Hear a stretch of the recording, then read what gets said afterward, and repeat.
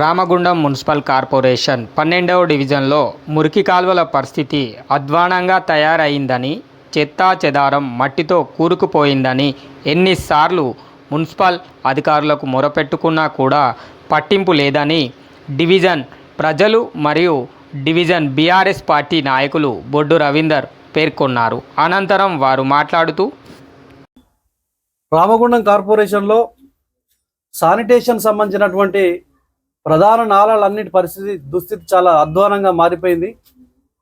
కార్పొరేషన్లో కమిషనర్ గారు ఎన్నిసార్లు 12వ డివిజన్లో ఉన్నటువంటి కాలువలను తీయాలని చెప్పి దాదాపు 5-6 నెలల నుంచి మా ప్రజలు చెప్తా ఉన్నారు. అదేవిధంగా కార్పొరేటర్ గారు స్వయంగా వెళ్ళి వారికి వినతి పత్రం ఇచ్చినా కూడా ఇంతవరకు 5-6 నెలల కాలం దాటినా కూడా కనీసము పెద్ద కాలువలలో ఉన్నటువంటి ఆ పూడిక తీతను ఇంతవరకు తీస్తలేరంటే కార్పొరేషను అసలు ఉన్నదా? అసలు తిరిగి ఏమన్నా సోయి ఉన్నదా? ప్రజల వచ్చేది వర్షాకాలం, వాళ్ళ ఇళ్ళకి నీళ్ళు వస్తాయి, తర్వాత అంటు రోగాల బారిన పడతారు, దోమలు వస్తాయి. ఆ చెత్తను చెదారాన్ని మొత్తం తొలగించాలని ఎన్నిసార్లు విన్నవించినా కూడా వారికి నిమ్మకు నీరెత్తినట్టు అసలు ఏమాత్రం కూడా దున్నపోతు మీద వర్షం పడ్డట్టే అవుతుంది తప్ప అసలు ఏమాత్రం సమస్యలను పట్టించుకున్న పాపాన పోలేదు. ఇప్పటికిప్పుడు చూడొచ్చు. మేము ఏమడుగుతాం మిమ్మల్ని? మేము పన్నులు కడతలేమ్మా? మేము మా హక్కు కాదా? అది మా ప్రజల హక్కు కదా. ఖచ్చితంగా చేయాల్సిన బాధ్యత మీ పైన ఉన్నది. ఆఫీసులలో ఉంటారు కానీ కనీసం ఒకసారి రమ్మని చెప్పి స్వయంగా మేమే వచ్చి అడిగితే కూడా ఒక్కసారి కూడా మీరు కాలువల దిక్కు చూస్తలేరు అంటే ఏంది? మా విఠల ప్రాంతం అంటే పట్టింపు లేదా? కార్పొరేషన్ ఇదే ఒకటే కాదు, కైంగ్లాండ్లో కొన్ని తీసిర్రు. ఎందుకు బేబీ డ్రైన్ తేలేంత వరకు మీరు కాలువలు తీస్తలేరు? బేబీ డ్రైన్ పెట్టిన ఉద్దేశం ఏంది? గత ప్రభుత్వాలు కావచ్చు, లేకపోతే ఏ ప్రభుత్వాలు కావచ్చు, అప్పుడున్న ఎమ్మెల్యేలు కట్టిస్తే వాటిని వినియోగించుకోవాలి కదా. ఆ బేబీ డ్రైన్ తేలే ఉద్దేశం ఏంది? అందులోకి వెళ్ళి నీళ్లు పోతే, అల్లకెళ్ళి పోతే చెత్త చెదారం అంతా ఏదైనా భారీ వర్షం వచ్చినప్పుడు మాత్రమే కాలం మొత్తం పరుచుకొని పారేలాగా ఉంటుంది. బేబీ డ్రైన్ ఉద్దేశం ఏంటి? ధోనిలోకి వెళ్ళి మొత్తం తేలతాడు తీస్తే నీళ్ళని అందులోకి వెళ్తే అసలు ఏమాత్రం కూడా ఇబ్బంది కాదు, ప్రజలకు ఇబ్బంది కాదు, స్మెల్ వాసన కూడా రాదు.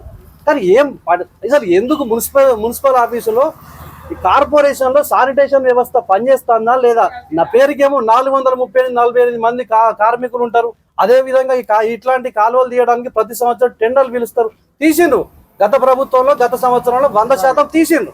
దాదాపుగా అన్ని కాలువలు తీసుకుంటూ వచ్చారు, ట్రైన్లు తోలేటట్టు తీసారు. మరి ఇప్పుడు ఎందుకు అయితలేదు? ఏమన్నా అదే వ్యవస్థ కదా. మరి కార్పొరేషన్ కమిషనర్ గారు దయచేసి చెప్తా ఉన్నాము, మీరు తప్పకుండా దీని మీద చర్యలు తీసుకోవాలి.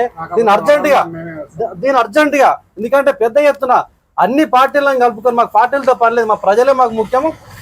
100% పెద్ద ఎత్తున ఆందోళన చేయాల్సి వస్తుంది. లేదంటే మేమందరం కూడా మా పెద్ద మనుషులు అందరూ మేమే కాలువల్లో దిగి దాన్ని ఎత్తిపోసుకునే కార్యాచరణ కూడా తీసుకుంటాం.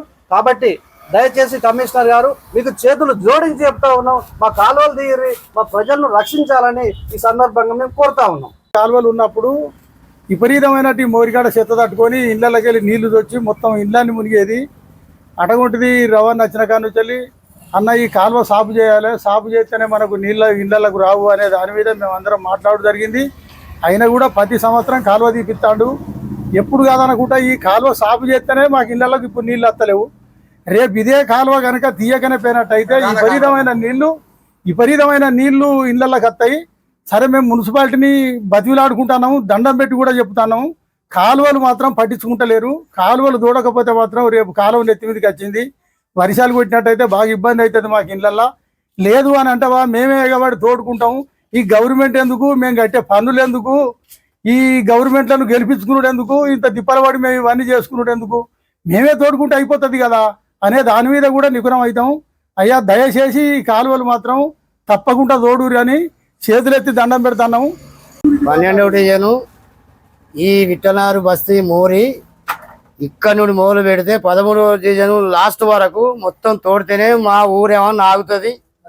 లేకపోతే కొంపల్లో నీళ్ళు వచ్చి బియ్యం బత్తాలు, బోర్లు, బట్టలు ఇవన్నీ మొత్తం ఇళ్ళలో జామ్ అవుతాయి.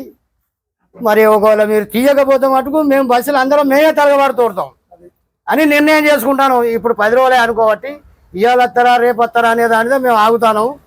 మీరు రాకపోతే మటుకు దీని మీద చర్య తీసుకోకపోతే మాత్రం మేము ఈ ఓరిపోని ఎగబడి తీస్తాం. దయచేసి మీరు కల్పించుకొని చేయాలి. రామగుండం మున్సిపల్ చైర్మన్ గారికి కమిషనర్ గారికి పవింగ్ లైన్ ఏరియా 12వ డివిజన్ పెద్ద కాలువ పార్క్ గల పెద్ద కాలువ అది తీసింది ఒకసారి 2 సార్లు తీసిండ్రు బొడ్డు రవి గారు ఉన్నప్పుడు. ఇంతవరకు ఆ నీళ్లు చేయబట్టి వచ్చేది ఇంకో 4-5 రోజుల్లో వర్షాలు స్టార్ట్ అవుతాయి. నీళ్లు ప్రతి ఇంటికి నీళ్లు తెచ్చుకునే ప్రమాదం ఉంది. కాబట్టి దయచేసి తప్పకుండా ఈ కాలువను పవింగ్ లైన్ నుంచి మొదలు పెడితే 13వ డివిజన్ ఆ చివరి వరకు కాలువ శుభ్రం చేస్తే నీళ్ళు అనేది ఇంట్లోకి రావు, రోగాల బారిన పడము, హాస్పిటల్ పాలన పడము. దయచేసి ఇది తప్పకుండా చేయాలా. మీరు చేయకపోతే ఒక విధంగా మీ ఆఫీస్కి వచ్చే ప్రయత్నం కూడా మేము ఆడవాళ్ళము పిల్లలు మొగళ్ళు అందరం వచ్చి మీ ముందే కూర్చుంటాం. మీరు ఏం పరిష్కారం చేస్తారో మీరు చేయండి.